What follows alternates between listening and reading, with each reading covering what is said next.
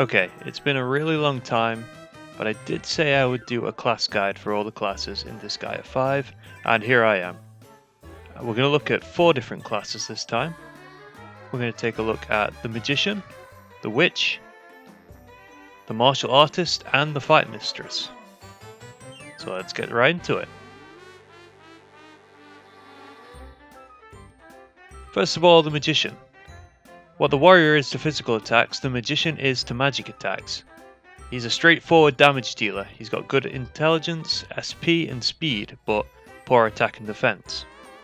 What he lacks in physical strength, he makes up for in his ability to nuke enemies with different elemental spells. Early game, the Magician's a little risky as he's frail and he uses 50% extra SP due to his ability. But once he's set up, he can do massive amounts of magic damage. Although he can learn swords and spears at a decent pace, you're going to want to stick to using staffs.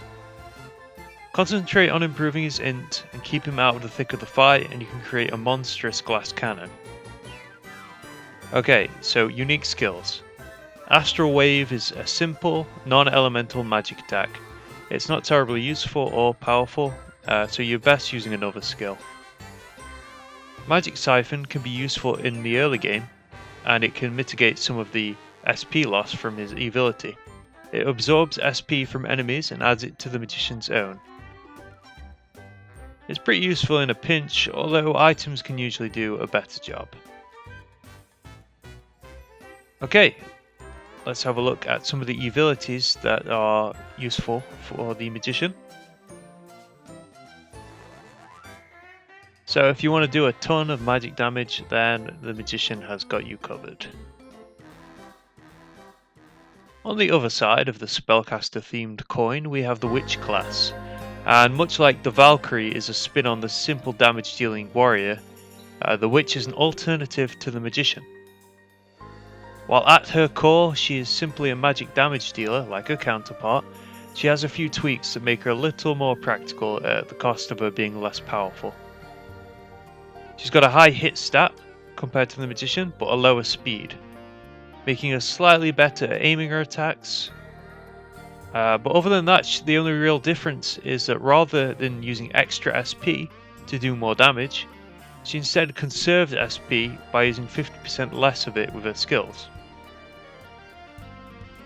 Once again, although she has the ability to use bows and guns, you're better sticking to the staff. Her unique skills are Astral Impact, which is a non-elemental magic attack, which hits 3 tiles near the Witch. And Energy Potion, a skill that trades 1 SP for lots of SP. While the former is quickly made obsolete by much better skills, Energy Potion can at least be useful on rare occasions if you don't feel like wasting an item. Okay, and the abilities for the Witch. Overall, the Witch is a safer version of the Magician, but almost as powerful. It's better in the early game and is simpler to use at the cost of a little extra damage in the late game. Moving on to the Martial Artist now. The Martial Artist, along with his female counterpart, the Fight Mistress, are the primary fist users of the game. Once again, this pair have similar playstyles to each other with a few tweaks should you want to try for something that isn't exactly optimal, but can be a lot of fun. The Martial Artist has the primary unique ability, Fury, which increases his attack significantly by the number of counterattacks he's achieved this turn. This can be very useful if the unit has a high counter number and can survive the enemy's counterattacks himself. If you're going down this route, you might want to increase his defense quite a bit so he can take advantage of the counters, so he doesn't just get one shot. There are of course other abilities to compile with Fury to get the best out of counterattacks, and here are some examples. The first of the Martial Artist's unique skills is Karmic Punishment, and I'm going to be honest with you, the description of this one is a bit misleading.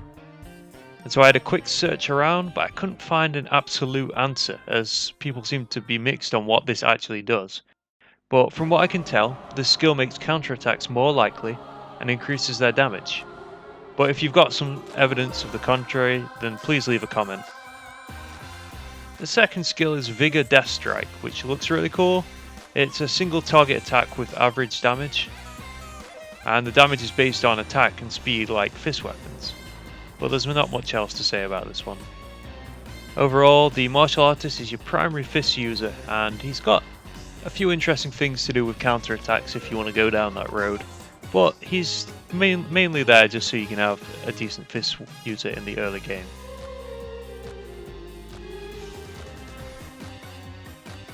The Fight Mistress is a lot like the martial artist in her love for fist weapons, but also has her own ability to set her apart. She has Rapid Movement, which increases her evasion rate by 3% for each panel moved. This makes her a more defensive, safer version of the fighter, as she can effectively increase evasion up to 64% by simply moving around the stage. You want to be building this unit similar to the Valkyrie, and the Valkyrie's unique ability is recommended as it's very similar. The Fight Mistress can use Active Despair, which is a powerful counterattack that seems to hit immediately rather than after all the attacks. This looks really cool, so it's alright in my book. The other unique skill is Anaconda Impact, which hits a unit in front of the Fight Mistress as well as an enemy that's behind the target. Apart from this just being kind of an interesting move, it's not too useful.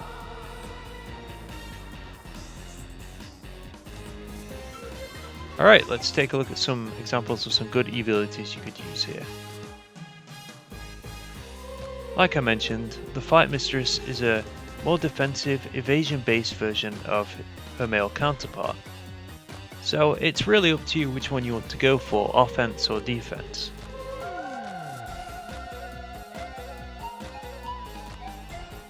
That's about it for this guide, but I promise you, the class guides are coming now.